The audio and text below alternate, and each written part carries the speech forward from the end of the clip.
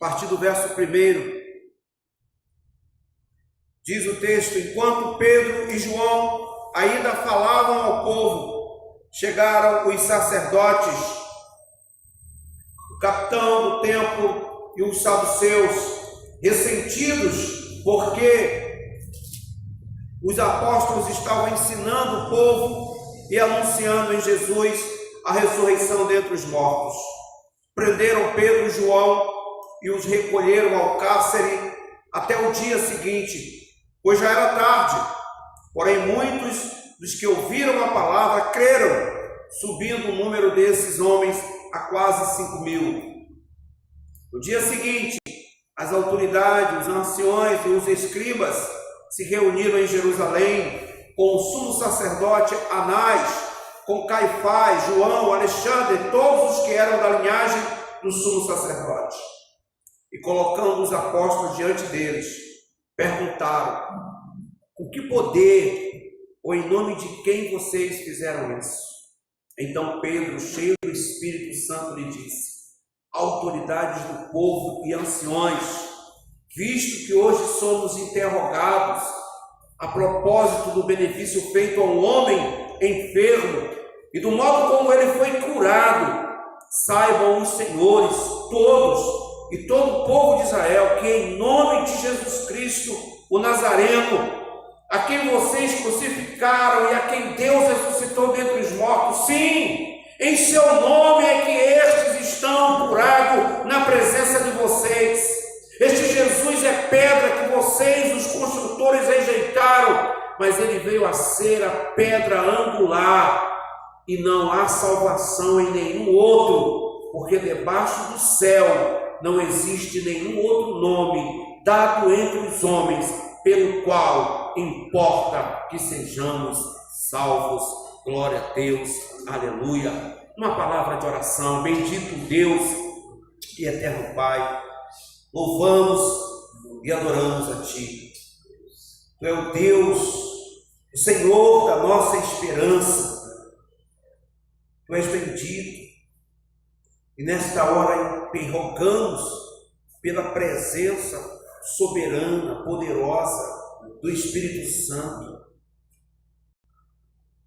Oramos a Deus para que nossas mentes sejam iluminadas pelo Espírito Santo, que os nossos corações sejam enchidos pela graça Tua, que Tu nos conceda o Teu favor, que esta mesma ousadia, intrepidez, vista, Senhor, na vida dos discípulos Teu, na igreja do primeiro século, que esta mesma ousadia e intrepidez tome conta da Tua igreja nos tempos presentes. Deus, na autoridade que é no nome de Jesus, quebra as cadeias, barreiras, amarras, anula toda a ação do inferno, tudo que se levanta e se entrepõe entre nós e a Ti nesta hora, seja anulado pelo poder do Espírito Santo. Pai amado, que todo joelho se dobre, que toda língua confesse que Jesus é Senhor. Aleluia. Louvamos o Teu nome e adoramos. Recebe, ó Deus, nosso louvor e nossa adoração. E enquanto a Tua palavra estiver sendo exposta, que vidas estejam sendo libertas, que almas estejam sendo salvas, que pessoas estejam saindo do leito de um hospital curadas, ó Deus, saindo do inferno, liberta do poder de Satanás, saindo das trevas e vindo para a luz, por meio da palavra Tua. Fale conosco, em nome de Jesus. Que você aí possa falar, orar a Deus e pedir para que o Senhor fale com você nesta hora, através desta mensagem desta noite. Peça ao Espírito Santo que te visite, que você seja tocado de uma maneira especial pela pessoa do Espírito Santo, e que você esteja enfermo, que nesta hora o Senhor te visite com uma cura, em nome de Jesus. Você que está debaixo de alguma opressão, que o Senhor te liberte de toda a opressão em Cristo Jesus. Diga amém. Glória a Deus. Amém. Glória a Deus. Louvado seja o nome do Senhor. Quero falar sobre o progresso da igreja. E o nosso texto, que é Atos. Mas antes de entrarmos no texto de Atos 4, eu queria apenas dizer a você que esse progresso da igreja, ele começa lá no capítulo 3 e vai até o capítulo 8, verso de 1 a 4. Até chegar lá, uma infinidade de eventos estão acontecendo, né?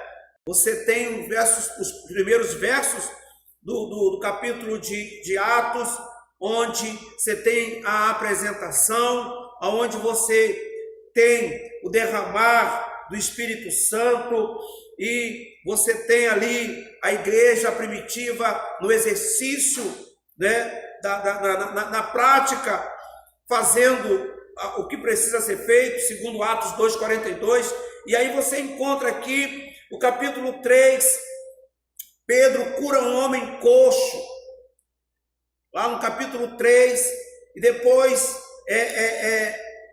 acontecendo outros eventos, e até chegarmos aonde nós estamos aqui no capítulo 4, mas não para aí, isso vai se prosseguindo, e você tem outros eventos que estão acontecendo. A partir do capítulo 5, o episódio que envolve Ananias e Safira. Nós temos os milagres poderosos dos apóstolos, nós temos a perseguição. Os apóstolos são, de uma maneira miraculosamente, libertados, eles pregam ao concílio. Nós temos aqui o conselho de Gamaliel, os apóstolos novamente são açoitados, e nós temos o surgimento dos diáconos, o martírio de Estevão. A igreja está progredindo, a igreja está em progresso. Mas no capítulo 4, nós temos algo que nos chama muita atenção, e eu creio que é necessário para os tempos que estamos vivenciando hoje, um tempo de pandemia, de preocupações, um tempo onde se ouve e se vê muitas discussões nas redes sociais, onde muitas brigas estão acontecendo de várias formas entre a liderança. E esse texto nos traz um grande exemplo qual deve ser o papel da igreja diante das ameaças, diante da perseguição. E esses homens nos dão exemplos que nós precisamos colocar em prática, e é sobre isso que eu gostaria de falar. Pedro havia orado lá no capítulo 3, um homem coxo é curado. O sermão de Pedro também foi algo tremendo. Então, a cura do coxo e o sermão de Pedro, apenas um breve resumo para nós entendermos como nós vamos caminhar nesse capítulo. Então, nós temos a cura do coxo lá no capítulo 3, e o sermão de Pedro, que você sabe, o seu sermão que abalou as estruturas da igreja no início. E isso fez uma considerável impressão sobre o povo comum, mas, por outro lado, despertou a oposição dos líderes judaicos, que prenderam os dois apóstolos, prenderam Pedro e João, levaram diante de uma sessão do Sinédrio, a fim de interrogá-lo acerca das suas atividades. E foi esta a primeira vez em que se tomou conhecimento oficial da igreja. Pedro fez um discurso breve, e o discurso de Pedro, ele estava dando ênfase a respeito da ressurreição de Jesus. Ele estava dizendo que somente Jesus podia salvar as pessoas. As autoridades do tempo trataram de investigar a multidão que se juntara após a cura do coxo, Atos capítulo 3. Pedro e João, nos versos 1 a 4 do capítulo 4, eles são ali detidos para interrogatório. E quando os membros do Sinédrio se reuniram para investigar o caso,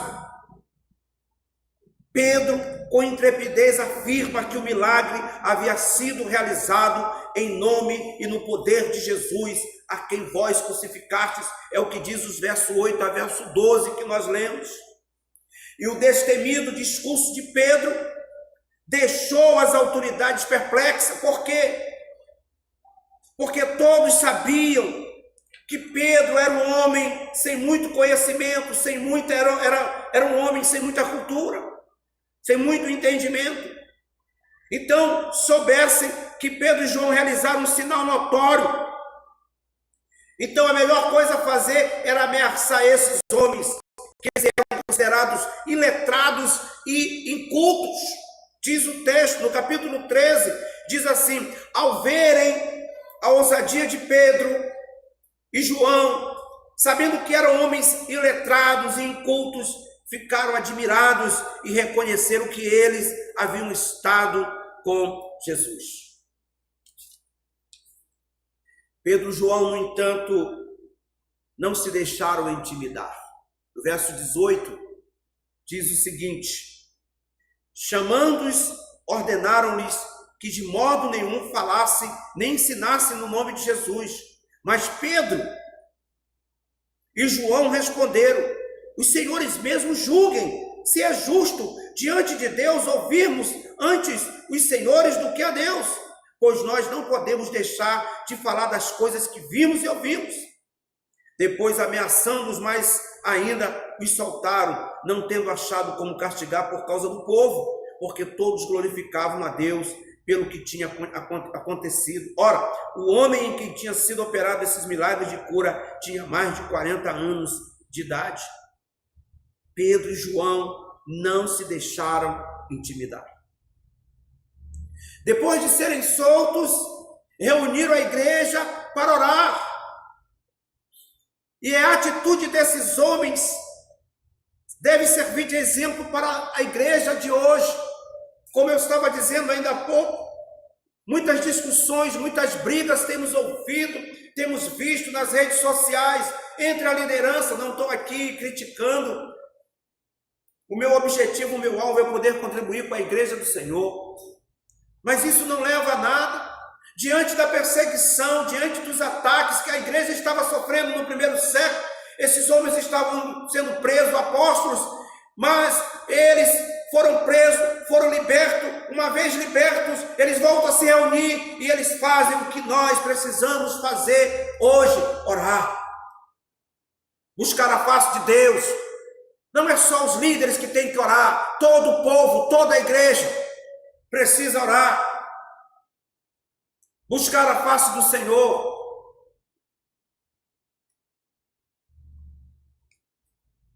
Diz o texto, no verso 23, que uma vez soltos, Pedro e João procuraram os irmãos e lhe contaram tudo que os principais sacerdotes e os anciões lhes tinham falado.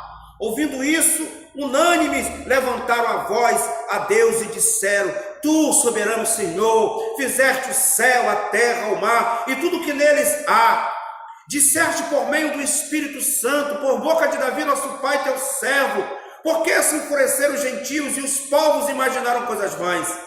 Os reis da terra se levantaram, as autoridades se juntaram contra o Senhor e contra o seu ungido, porque de fato nesta cidade, Herodes e Pôncio Pilatos, com gentios e gente de Israel, se juntaram contra o teu santo servo Jesus, a quem ungiste, para fazerem tudo o que tua mão e o teu propósito predeterminaram. Versículo 29, ele diz: agora, Senhor, olha para as ameaças deles e concede aos teus servos que anuncia a tua palavra com toda ousadia, enquanto estende as tuas mãos para fazer curas, sinais, prodígios, por meio do nome do teu santo servo Jesus. Essa oração foi atendida. O versículo 31 diz que, tendo eles orado, tremeu o lugar onde estavam reunidos, e diz ainda: todos ficaram cheios do Espírito Santo e com ousadia anunciavam a palavra de Deus. Queridos, é isto que Deus quer. A sua igreja unida em oração. Não é a sua igreja unida para revolução. para acusações. Nós temos que nos unir em nome do reino. É o reino de Deus, não é o seu reino, não é a sua denominação, é o reino de Deus. A igreja unida pela fé em amor continua a testemunhar poderosamente a graça de Deus. Os versos 32 até o verso 37 vai nos ensinar, vai nos dizer o seguinte: da multidão dos que creram era um coração e uma alma. Será que a gente não consegue, igreja, aprender com Atos dos Apóstolos? Será que nós lemos esses 28 capítulos, lemos e relemos e não aprendemos nada? A igreja parece que não aprende nada. Quando eu falo da igreja, a igreja no geral, porque o que nós temos visto por aí não reflete uma igreja cheia da graça de Deus, cheia da unção de Deus. Estamos vivenciando um tempo muito difícil para todos, mas em especial a igreja. Não estamos sendo proibidos verdadeiramente de cultuar a Deus, mas estamos sendo impedidos por conta do Covid, do coronavírus, de nos reunirmos como de costume. Mas eu ouço alguns barulhos lá fora, vozes que estão, por certa razão, temerosos que governos possam aproveitar o momento para cercear a liberdade de culto. Se isso realmente está acontecendo, creio que é nosso dever pôr em prática Atos capítulo 4. Porque esses homens estavam sendo perseguidos, eles estavam sendo proibidos de anunciar, de falar de Jesus. Estavam sendo proibidos de pregar o Evangelho, porque o Evangelho é o poder de Deus. Eu dividi o nosso texto em 5 pontos. Nós temos Pedro e João que são postos sob vigilância, no verso 1 e 4. Nós temos o Pedro pregando no Sinédrio, nos versos 5 ao 12. Nós temos uma ordem do Sinédrio a Pedro para que eles não preguem.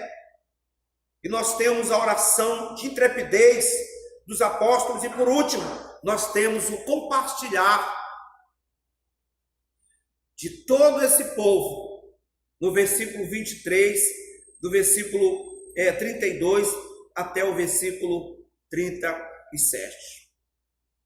Verso 1 e 2, este partido, que era o partido, os saduceus,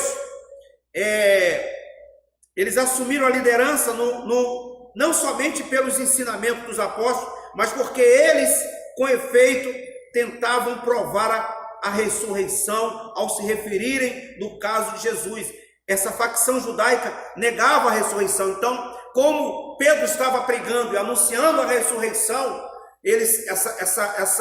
esse partido se levanta contra isso.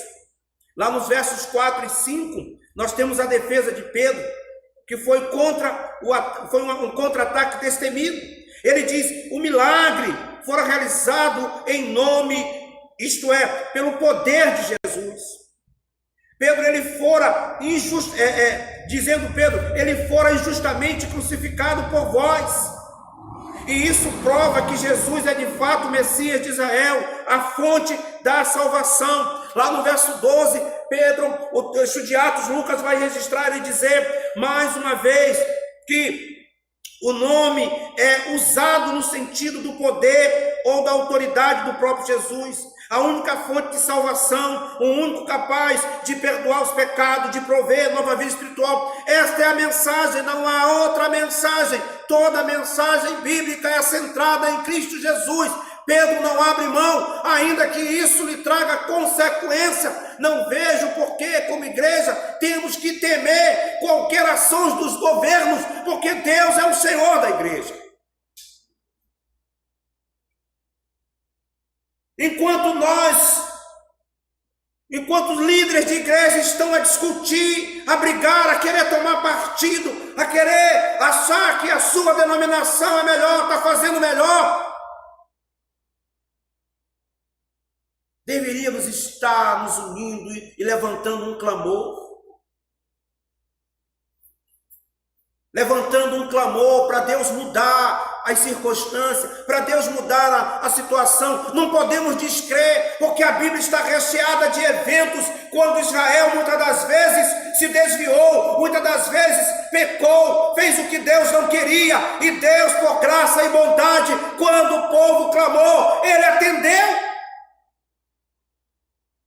Deus é um Deus justo.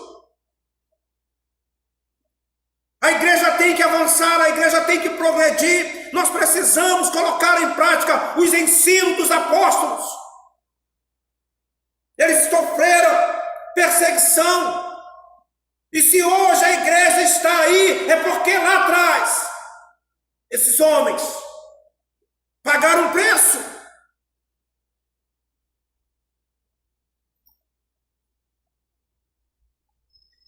Versículo 13. Foi uma grande surpresa. Por isso, os saduceus vieram, se levantaram contra Pedro e contra João. No versículo 13, diz que, ao verem a ousadia de Pedro e João, sabendo que eram homens iletrados e incultos, ficaram admirados e reconheceram que eles haviam estado com Jesus. Olha só, veja só. De acordo com a lei judaica, no século I, era proibida a punição de uma pessoa iletrada em caso de réu primário.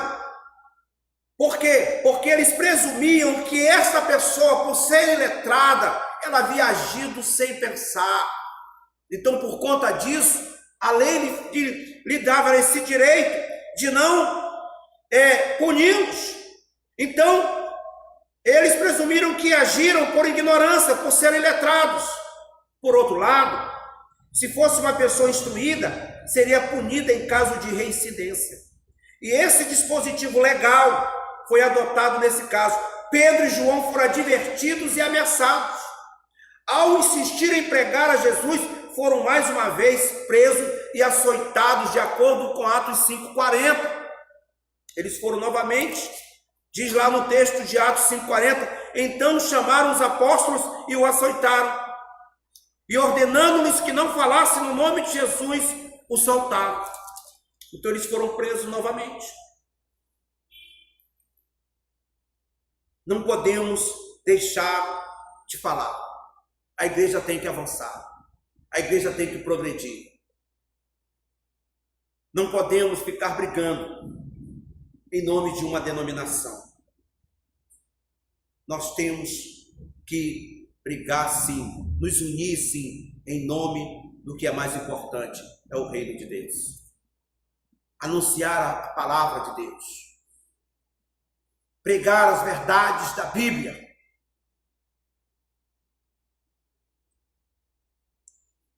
Não podemos deixar de falar. Este é um modelo importante para nós, a ousadia e intrepidez desses homens. Não podemos deixar de falar do que temos visto e ouvido, fazendo o que é certo em obediência a Deus e não aos homens. É justo que nós deixemos de pregar? Não. Devemos fazer aquilo que é justo. Devemos pregar porque essa é a vontade de Deus. É isso que diz Atos capítulo verso 18. Chamando-os, ordenaram, disseram a Pedro: olha, de modo nenhum falem, nem ensinem em nome de Jesus. Não quero vocês falando em nome de Jesus. Pedro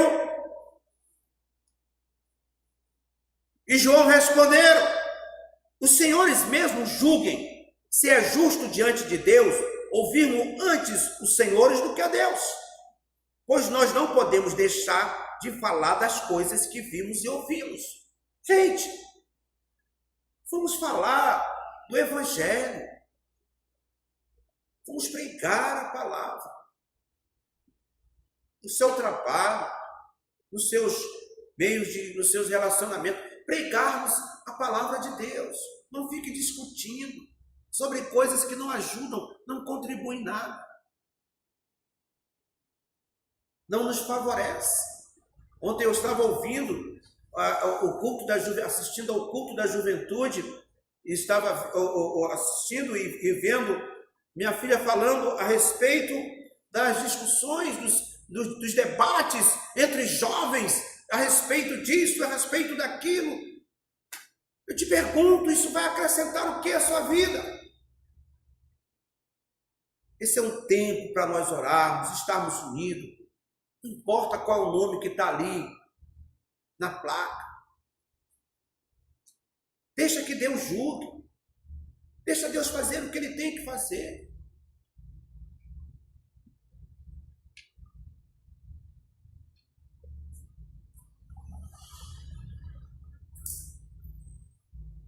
Temos é que orar, buscar a face de Deus, pedir perdão ao Senhor pelas coisas que a gente diz, por aquilo que a gente fala. Os versos 23 a 30 é a oração modelo para nós em vários aspectos. Existem 4 aspectos que nós podemos observar nessa oração. Olha o que diz o versículo 23. Uma vez soltos, Pedro e João procuraram os irmãos e lhe contaram tudo o que os principais sacerdotes ansiosos lhes tinham falado. Ouvindo isto, unânimes, levantaram a voz a Deus e disseram: Tu, soberano Senhor, fizeste o céu, a terra, o mar e tudo o que neles há. Disseste por meio do Espírito Santo, por boca de Davi, nosso pai, teu servo. Por que assim enfureceram os gentios e os povos imaginam coisas vãs? Os reis da terra se levantaram e as autoridades se juntaram contra o Senhor e contra o seu ungido. Eles vão até o final do verso 30, fazendo essa oração. E este é um modelo em vários aspectos. Primeiro, eles reconhecem a soberania de Deus. Verso 24 e verso 28. Segundo, eles vão entender o seguinte: Deus tem o domínio da situação. O Brasil não está solto. O Brasil não está na mão dos governantes. A nação brasileira está na mão de Deus. A igreja está sob os cuidados do Senhor. Deus é que conduz, Deus é que comanda a sua igreja, Deus é quem sustenta. Segundo aspecto, afirma aqui a relevância da palavra de Deus, os versos 25 a 27. Um outro aspecto, eles pedem a capacitação. Eles não pedem um auxílio. Olha o que diz o verso 29. Agora, Senhor, olha para as ameaças deles e concede aos teus servos que anunciem a tua palavra com toda a ousadia, capacidade para pregarmos a palavra. Pedir ao Senhor que capacite cada igreja, cada pastor, cada diácono, cada presbítero. Capacita, Senhor, capacita os líderes do Brasil, capacita, Senhor, a liderança brasileira, os leigos, capacita para que eles possam continuar pregando aonde eles estão. É isso que eles estão pedindo. Senhor, olha para ameaças e concede aos teus servos que anunciem a tua palavra com toda ousadia. Temos que pregar, temos que ser ousados na pregação da palavra de Deus.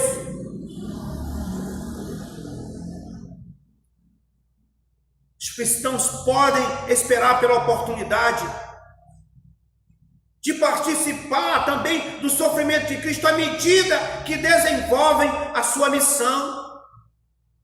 O quarto aspecto que a gente observa aqui, que é o pedir pela ação de graça. Verso 30 diz: enquanto estende a tua mão para fazer curas, sinais, prodígios por meio do nome do teu santo servo. Ou seja, Deus é capaz de agir em nosso mundo por meio de milagres, tanto ocultos quanto visíveis. Ele diz: Senhor, enquanto estende as tuas mãos, nos capacita para pregar. Enquanto nós estamos pregando, enquanto nós estamos fazendo isso, estende as tuas mãos e por meio daquilo que estamos fazendo, que tu comece a operar.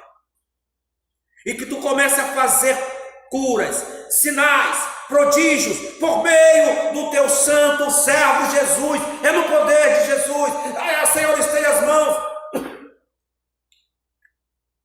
Acontece alguma coisa, chega ao seu conhecimento.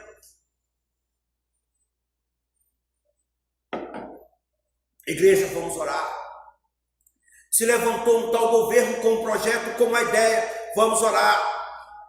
Nada de escrever textos enormes, debatendo isso, debatendo aquilo, tomando partido disso, tomando partido daquilo. Isso vai ajudar em quê? Vai adiantar em quê?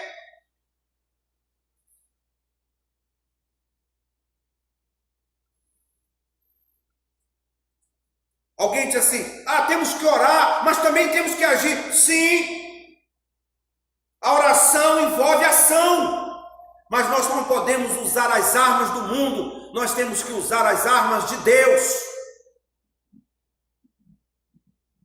Ligue para um pastor, para uma liderança: olha, vamos orar por isso, vamos nos unir, para estarmos orando. Vamos esquecer nossas diferenças teológicas, doutrinárias. Isso não é hora para isso, não.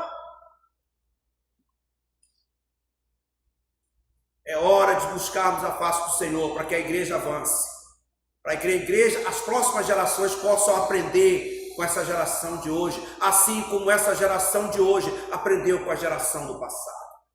Isso é a igreja do Senhor. A igreja não é minha, a igreja não é sua. A igreja é do Senhor. E o que Deus espera é exatamente isso, que nos coloquemos na brecha. A Bíblia diz isso: procurei alguém para colocar na brecha, não tinha ninguém.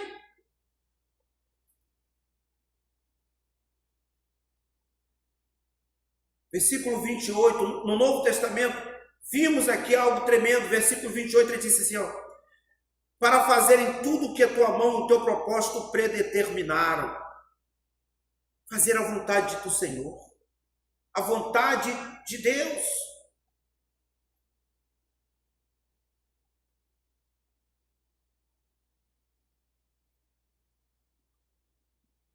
A Bíblia diz, no verso 32, que todas as coisas lhes eram comuns. Esta passagem já foi usada há algum tempo para fundamentar o comunismo cristão, mas esse não é o propósito, nem o objetivo. Esta passagem trata de um exemplo claro do conceito de ensino do Novo Testamento. Veja o que diz: da multidão dos que creram, era o coração e a alma. Ninguém considerava exclusivamente sua nenhuma das coisas que possuía. Tudo, porém, lhes era comum. Com grande poder, os apóstolos davam testemunho da ressurreição do Senhor Jesus, e em todos eles havia uma abundante graça. Não havia nenhuma necessidade entre eles, porque os que possuíam terra ou casas, vendendo-as, traziam os valores correspondentes e os depositavam aos pés dos apóstolos. Então se distribuía a cada um conforme a sua necessidade. Então José, a quem os apóstolos chamavam de Barnabé, que quer dizer filho da consolação, um levita natural de Chipre, vendeu um campo que possuía, trouxe o dinheiro e depositou aos pés dos apóstolos. Ninguém perde o controle de suas posses, mas cada cristão se preocupa mais com as outras pessoas do que com os seus bens materiais. Isto é cristianismo. Isso é o cristianismo. Que nós possamos, que os valores demonstrados no modelo da igreja primitiva de Jerusalém possam dar forma a todas as nossas atitudes em relação à riqueza e em relação aos outros. Atos dos Apóstolos é algo maravilhoso. Tem um pastor amigo nosso que está ensinando, o pastor Ricardo está ensinando Atos em família, está expondo o livro de Atos, capítulo por capítulo, vez por outra eu ouço, e como a gente aprende com a história de Atos dos Apóstolos, como eu, como você, como nós precisamos colocar em prática isso. É bonito ler, melhor ainda é colocar em prática, é viver isso no nosso dia a dia.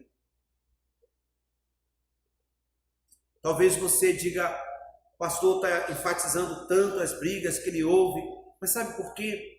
Porque isso me faz mal. Eu vejo homens tão bem instruídos, às vezes fazem publicação apenas para provocar. Eu ouço algumas publicações e eu digo, meu Deus, para que isso? Só para provocar, para levantar um debate. Eu pergunto, quem ganha com isso? Se você não concordar comigo, eu não vou ficar lutando para te convencer. Se eu não concordar com você, você também você não precisa discutir comigo para me convencer.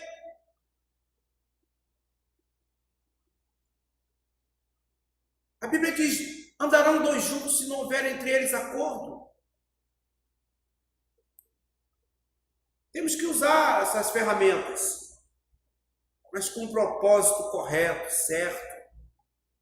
Não ficar provocando debates que não vão levar a nada. Paulo ensinou isso para Timóteo, né? Foi Paulo que disse para Timóteo, foge dessas discussões que não servem para nada. Não lembro agora qual é o texto, mas Paulo disse isso para Timóteo, Timóteo, não entra nessas discussões que isso não vai acrescentar nada, isso aí é só conversa, fofoca.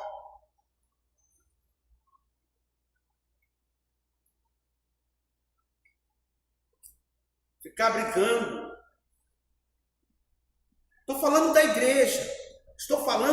Nós temos aqui esse modelo para nós. Uma igreja de oração.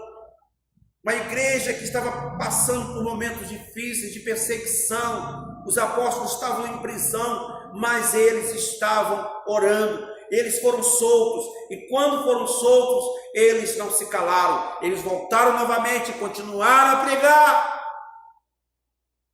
E disse, olha Senhor, aqui estamos nós, eles estão nos ameaçando, mas nos capacita, nos dê ousadia, nos dê intrepidez, não deixe que venhamos a desanimar, e se tiver que morrer por esta causa, vamos morrer.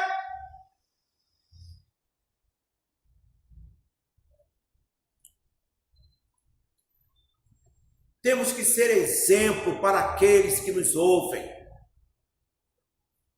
Bons exemplos, não exemplos negativos. Temos que ser bons exemplos. Quer debater alguma coisa? Que bom, marca um encontro, um café, sai das redes sociais, quebra o pau lá, briga, conversa, coloca o seu posicionamento. Acabou, e ali depois se abraçam, orem, se perdoem, cada um segue seu caminho. Ah, não vai para a rede social, não. Você é jovem, está na universidade, acha que conhece tudo, acha que conhece a história toda. O que você estudou, o que você estuda hoje, seus pais já estudaram, muitos já estudaram, os pensamentos, as filosofias não mudaram. E você acha que está descobrindo algo novo. A Bíblia diz, o que é, um dia já foi. Né? Não há nada novo. Besteira. Pense no progresso da igreja, participe, contribua para que a igreja possa crescer. Não estou falando da igreja local, estou falando da igreja de Cristo. É da igreja de Cristo. O que for possível para que você contribua para o crescimento da igreja, faça. E eu encerro dizendo para você o seguinte,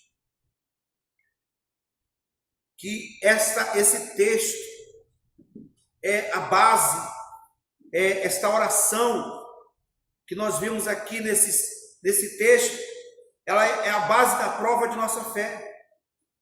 Que nós possamos observar a reação da igreja primitiva quando os perseguidores tentaram acabar com o movimento cristão. O que aconteceu? Eles se entregaram à oração. Se entregaram à oração.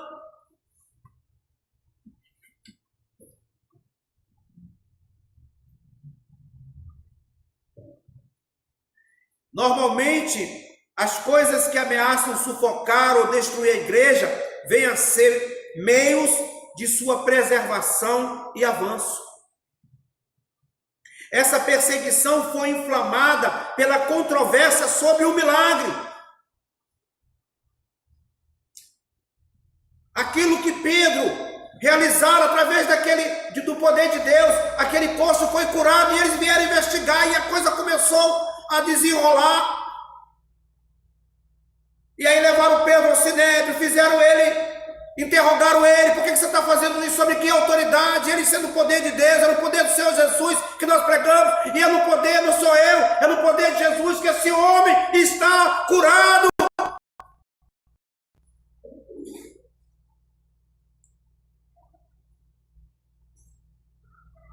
Esses antigos crentes, queridos, eles sabiam que se pudesse ser estabelecido que a cura do homem coxo tinha sido realizada em nome e sob o poder de Jesus, o poder e a autoridade de Cristo, eles seriam claramente confirmados. E assim sendo, eles se alegraram, se entregaram, à oração. E quais foram os resultados? Os versos 32 e 34 do capítulo 4 vai dizer: grande graça e ousadia, grande poder e unidade. Eles nos ensinam esse texto de Atos, aprendido com os crentes antigos do primeiro século. Eles nos ensinam o caminho para provar a realidade da nossa fé. Não debater ou discutir, mas orar. Oremos frequentemente essa oração fervorosa no lugar, ou melhor, no louvor de nossas congregações. Oremos a Deus pelo nosso país, pela nossa família. Oremos pela unidade da igreja.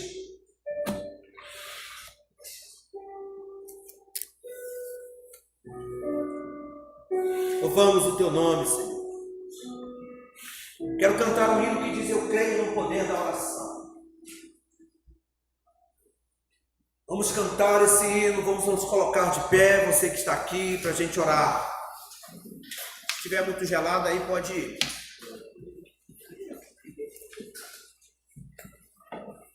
Estou vendo os irmãos aqui todo encolhidinho. Está gelado.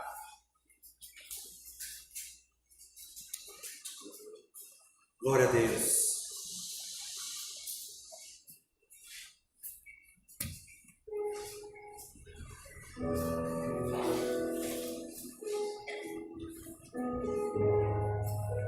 Aleluia, Jesus.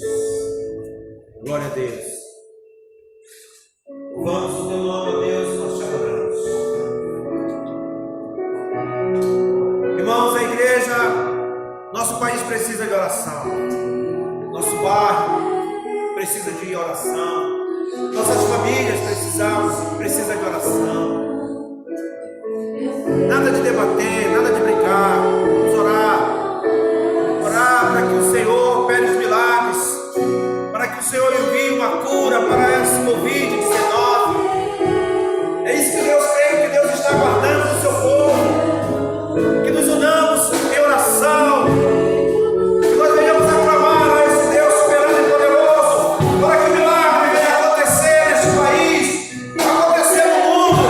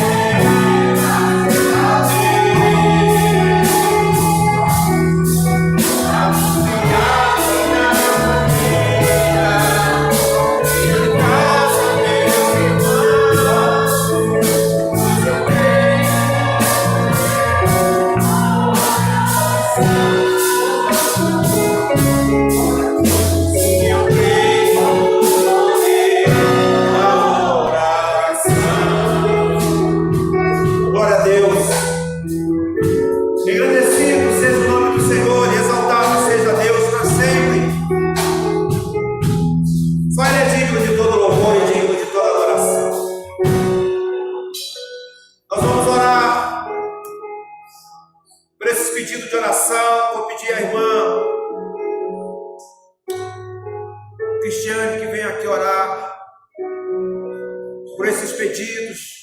Alguém dê a ela o microfone.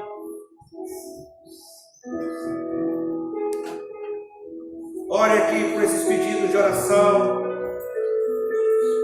Glória a Deus.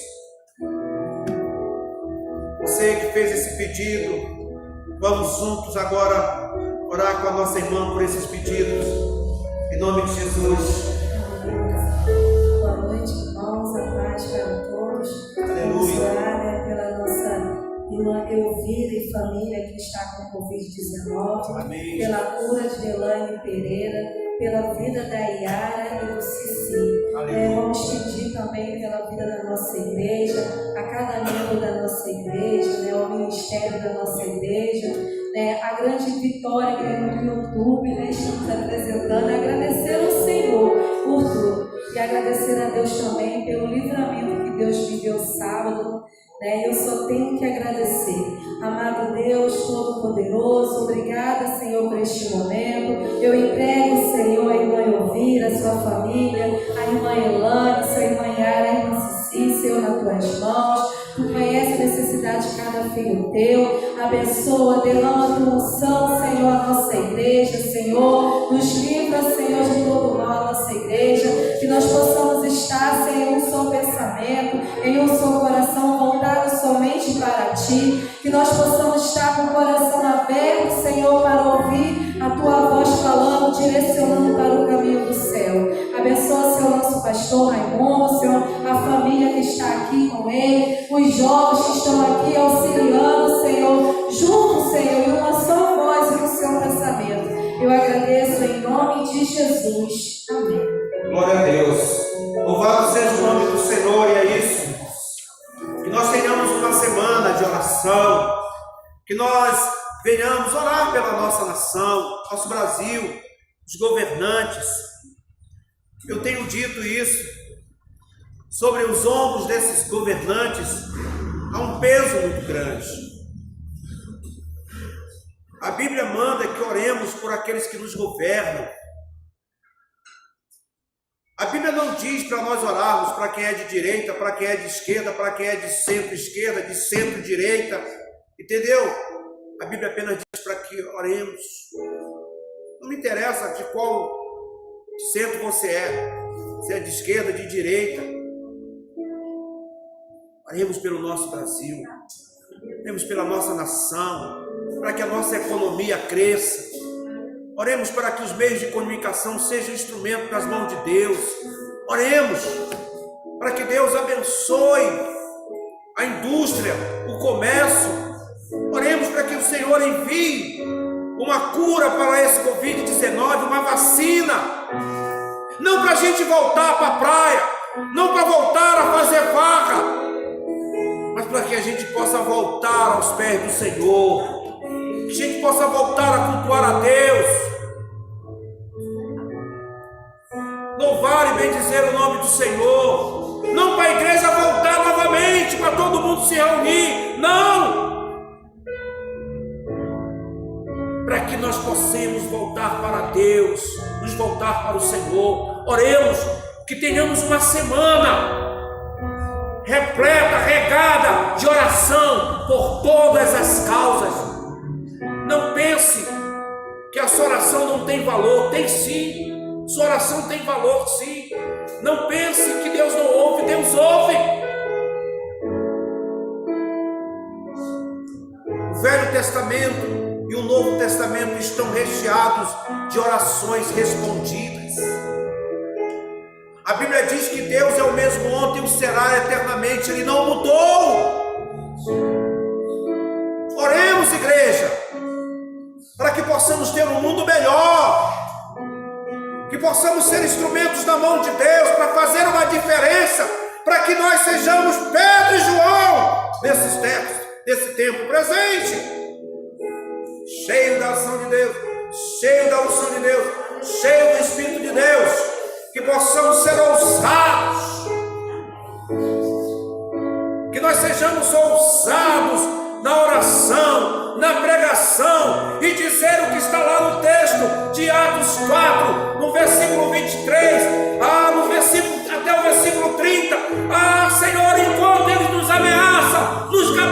capacita, nos dê ousadia, nos dê intrepidez, para que a gente pregue, para que a gente anuncie, para que a gente faça a tua obra. E enquanto isso, opera prodígios, sinais, milagres e maravilhas, em nome do teu filho Jesus. Aleluia. Deus abençoe sua vida, abençoe sua casa, abençoe tua semana. Durma hoje orando, acorde amanhã orando, passe o dia orando, andando, caminhando, correndo, ore, peça, clame ao Senhor e diga: Senhor, eu ouvi a tua palavra, eu quero colocar em prática, eu quero ser um homem, eu quero ser uma mulher de oração, assim como tu levantaste no passado grandes homens que entraram para a história, fazem parte da história da igreja como homens de oração. Senhor, se tu vai levantar alguém, então diga para o Senhor: levante a mim, para ser um homem ou uma mulher de oração, para fazer a diferença, em nome de Jesus. E assim seja, que Deus abençoe. Deixa eu dar alguns avisos rapidamente. Quarta-feira, 19h30, assim Deus permitindo, estaremos novamente aqui através dessas plataformas, do YouTube, do Facebook, Instagram. Esteja lá, compartilhe e ouça a mensagem de Deus. Quarta-feira às 19h30, domingo pela manhã às 9h30 e às 18h30. Lembrando a você, início do mês temos compromissos, você sabe, compromissos bastante. Então peço a você que honre ao Senhor com o seu dízimo, com a sua oferta. Você pode transferir para a conta da igreja, você pode fazer o depósito. E agradeço a Deus por sua generosidade, por sua fidelidade nesse tempo em que nós estamos aí fechados, mas o Senhor tem te abençoado e você tem honrado esta casa, e nós temos conseguido, pela graça de Deus, pela misericórdia de Deus, honrar os compromissos, e eu sou grato pela sua fidelidade. Somos dependentes de Deus, mas precisamos da sua ajuda e da sua fidelidade, para que honremos os compromissos. 4h30, domingo, nós temos a escola bíblica.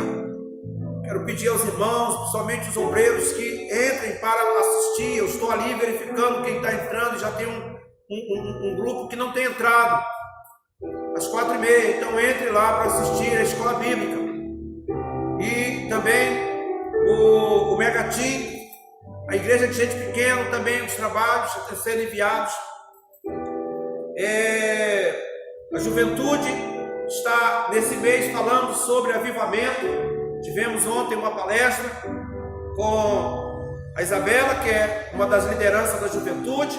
Vamos ter também Lucas, que estará também ministrando. Peço a você que estejam presentes, fiquei muito grato a Deus. Tivemos os nossos jovens ontem aqui presencialmente, foi legal, o espaço dava para eles, vieram com máscara, álcool gel, é assim que tem que ser. E ore para que nós possamos retornar de maneira correta, sem entrar em desespero. Amém, meus irmãos? Deus abençoe sua vida, abençoe tua semana, em nome de Jesus. Tem algum aviso mais para dar? Não? Então, é só isso. Que Deus abençoe grandemente, em nome do Senhor Jesus. Tenha uma boa noite. Que o Senhor te abençoe e te guarde. Que o Senhor resplandeça sobre ti o seu rosto e te dê a paz. E que o Senhor torne próspero a sua vida, assim como próspero é a sua alma. Deus abençoe. Obrigado por você nos acompanhar nessas plataformas. Em nome de Jesus. Tenha uma excelente